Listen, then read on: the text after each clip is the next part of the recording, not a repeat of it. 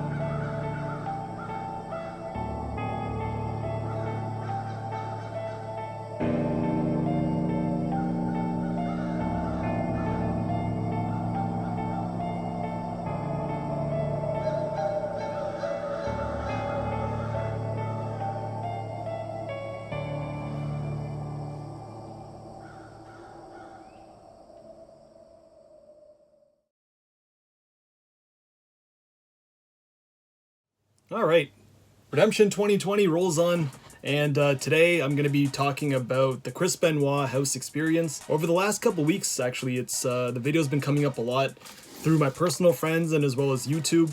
So I think the last video I made talking about the actual experience was, I want to say, over 5-6 years ago. I hadn't watched the video actually until maybe about 5 minutes ago. I just finished watching it and having just that refreshed memory of it, and it was something else, man. Looking back on it, and it was how long ago? 9 years ago. You look at it from a whole other perspective. At that time I was, how old was I? 20 years old, and I'm 30 now, so it's pretty crazy that how much changes in those 10 years. The first thing I noticed when watching the video is just how secluded that drive was, and the whole build-up even towards that. I think that's probably what I should talk about, where Luke was, he Googled it, he did all the research, he was the one who got the address, he was the one who did the Google Street View, he knew exactly where we were going.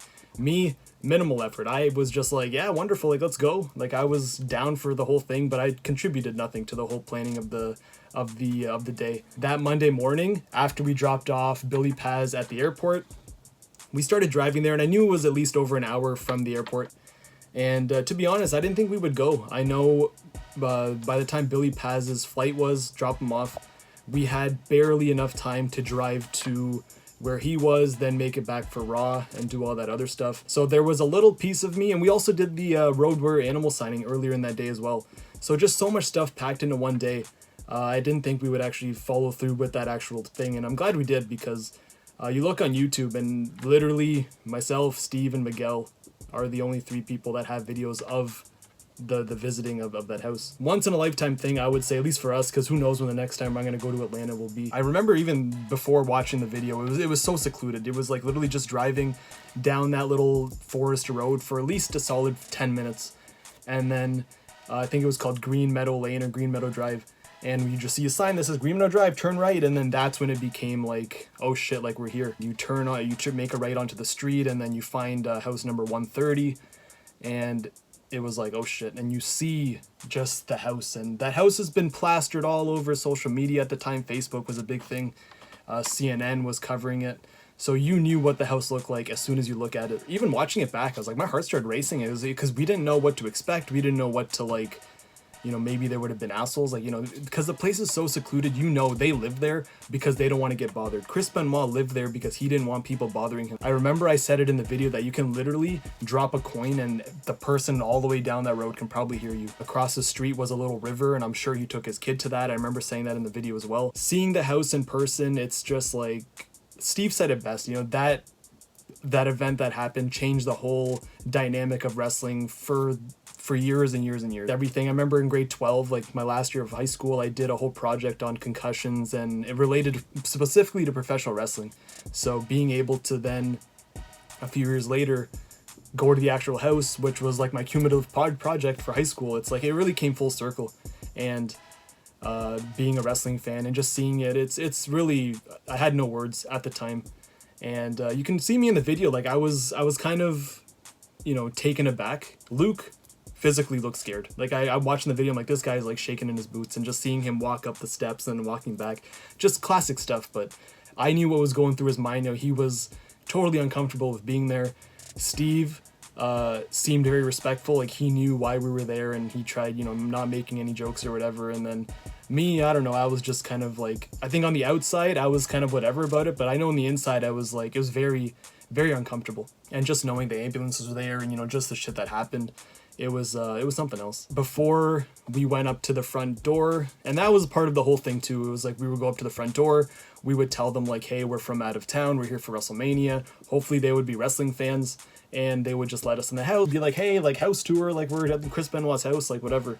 So that was if everything went to plan. Before we went up there, we got our souvenirs, and I think it was Luke who brought up the idea that, oh, we should take like a rock, because there's a whole bunch of rocks over there, as like a souvenir or something. I'm like, what a great idea. That's where the infamous Chris Benoit rock came from. And you know me, I'm extra as all hell, so I made sure to get the biggest rock possible that I could find.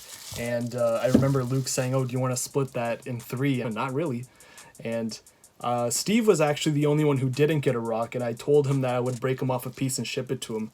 That was about 8 years ago, and still haven't gotten around to that. You know, this rock is obviously one of the main things of my collection that everyone knows me for, along with the Bret Hart tights, but just the sentimental value of this rock and just the history behind this rock, it's literally a rock off the street. You know, I didn't, you know, the most simplest thing ended up being the most significant. So it's funny how things work like that. And then going up to the front door, just the walk was okay. We rang on the doorbell, and usually when it comes to stuff like that, I'm not, oh, I guess at the time, I wasn't the most courageous, I think is the best word to say.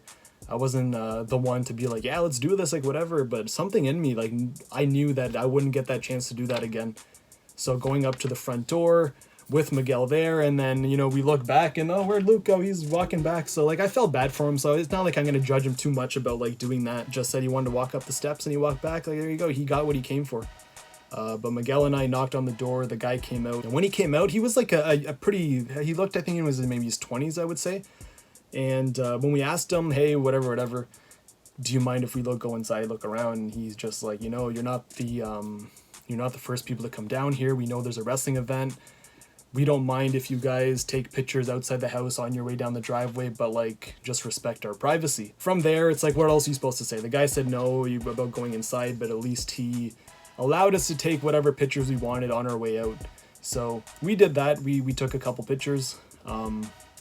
After we came down the driveway, we were, I guess, kind of taking it all in. We got the pictures we wanted, we got the rock, we took what was needed, the video footage, everything.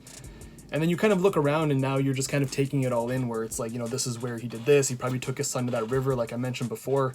And we were probably there for, I want to say maybe half an hour or less. It wasn't a very long trip at all. The one thing I forgot that wasn't on film, at least the ones I watched, the three videos I watched before I made this, was on our way back, we were followed by these two guys in a pickup truck. And I'm sure Steve and Miguel, and maybe Luke, all three of us, I'll probably remember this, but as soon as we left and we turned onto that dirt road, one truck just pulled out of nowhere.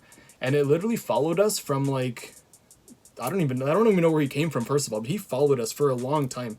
And I don't know why we just didn't let him pass us, but like he got really, really close. He was like riding our ass. I remember it was like, freaking out, we're gonna die. Like we're literally in the middle of the forest. If this guy pulls a gun, we're in Atlanta and I'm brown, I'm dead. Yeah, we got followed for a long time by these guys in their truck. And then once we got on the highway, we went back, and I remember the ride back was very quiet. And the ride there was quiet too. I think the ride there was quiet because we were all scared. We were all nervous. We didn't know what to expect. And the ride back was like, we saw it and we lived like through that little experience we all had together. And we were just in shock. It was really more of a shocking thing now where it's like, holy smokes, like what just happened? And yeah, it was definitely one of the, there's been so many WrestleMania moments for us, like during our trips. And that one will always, I want to say, be like with Bourbon Street and then Chris Benoit's house is always 1 and 2 of the most memorable times during WrestleMania. And for 2 totally different reasons as well. One was just like a party of a lifetime, and the other one was just like a surreal moment that most likely will never happen again. So yeah, that's about it. Chris Benoit's house experience. Yeah, thanks for watching. See you guys in the next video.